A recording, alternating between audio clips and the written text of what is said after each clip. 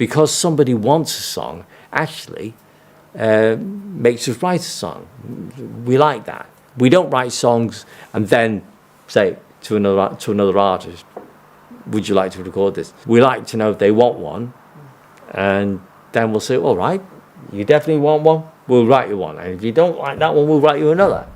The Bee Gees are remembered first for their own shimmering run of hits, but just beneath the glitter of Saturday Night Fever lies an equally dazzling legacy, songs they crafted for other voices.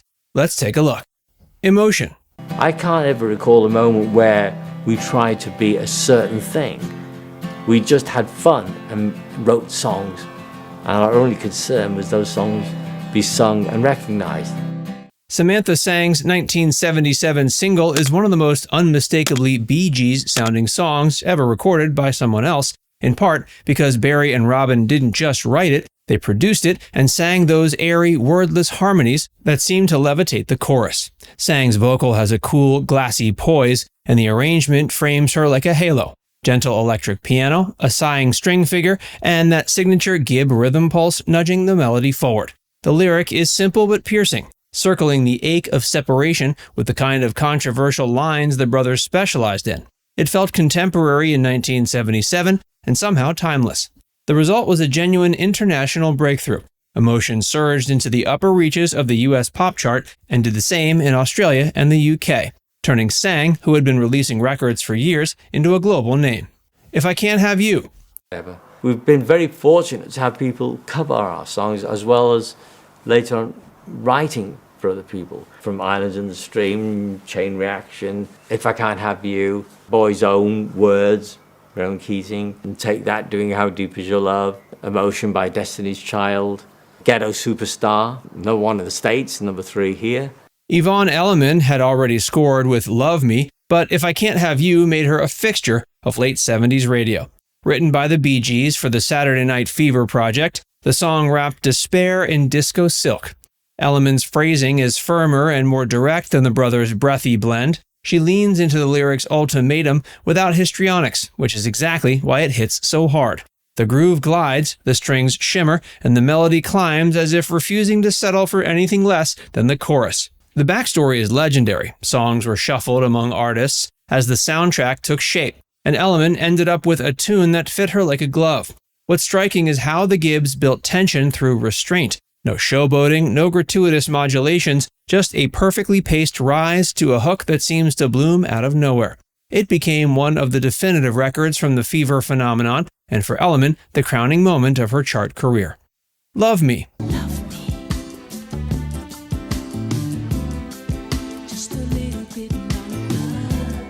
Also associated with Yvonne Elliman, Love Me shows the Bee Gees in their plush, mid-70s balladry mode, romantic, carefully arranged, and unabashedly melodic.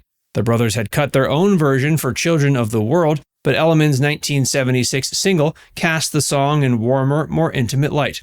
Her reading is all soft edges and grown-up longing. She sounds like someone asking a real person in a real room to come a little closer, not a torch singer delivering to the balcony. Commercially, it proved that Elliman could thrive beyond cast album fame. Artistically, it revealed the Gibbs' underrated strength as writers of adult contemporary fare, a lane where economy and craft matter as much as star wattage. The chord movement into the refrain is quintessential Gibb, a gentle harmonic surprise that feels both new and exactly right. More than a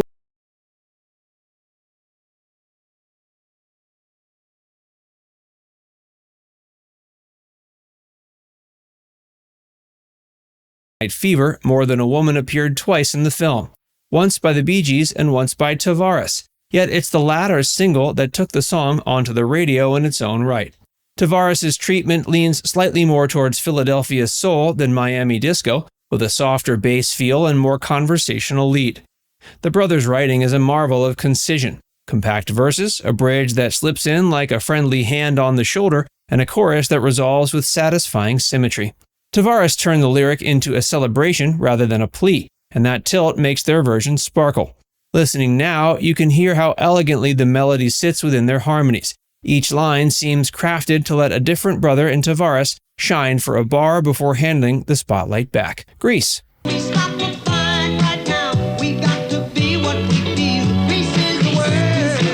When Frankie Valli stepped up to the microphone to sing Grease, he wasn't trying to impersonate the 1950s. Barry Gibb didn't write one of those pastiche doo-wop numbers. He wrote a sleek, contemporary pop disco anthem with a strutting bass line, tight horns, and a hook so immediate it could headline a movie before a single frame. Peter Frampton's guitar adds a chic rock radio sheen, and Barry's background vocals flicker in and out like neon. The director worried the song didn't sound period correct. Audiences didn't care. Grease lit up pop radio precisely because it sounded like now rather than then, and because the lyric takes the film's central idea, image, coolness, desire, and translates it into punchy aphorisms. For Valli, it was a late career rocket back to the top, proof that the right song can telescape decades in a 3-minute blur. For the Gibbs, it was another demonstration they could deliver on a brief and still dominate the charts. Hold On to My Love. A dozen years after What Becomes of the Broken-Hearted, Motown great Jimmy Ruffin found himself with a modern hit thanks to a Robin Gibb-helmed session that produced Hold On to My Love. The track trades Motown tumbling tambourines for a lean early 80s pop groove, pulsing keys, clipped guitars, and a chorus that feels built for roller rinks and top 40 countdowns alike. Robin's co-writing hand is evident in the way the melody climbs, holds, and then releases into the hook. Ruffin sounds revitalized, his sandy tenor floating above the arrangement with an easy authority. What's touching is how the lyric offers encouragement without platitudes. It's a plea, yes, but it's also a promise. Woman in Love.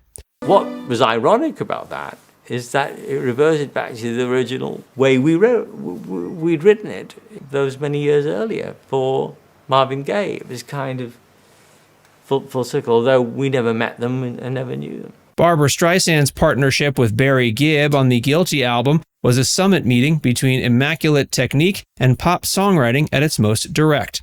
Woman in Love, penned by Barry and Robin, is built like a grand staircase. Each section ascends with unhurried purpose, giving Streisand space to unfurl those long, controlled lines.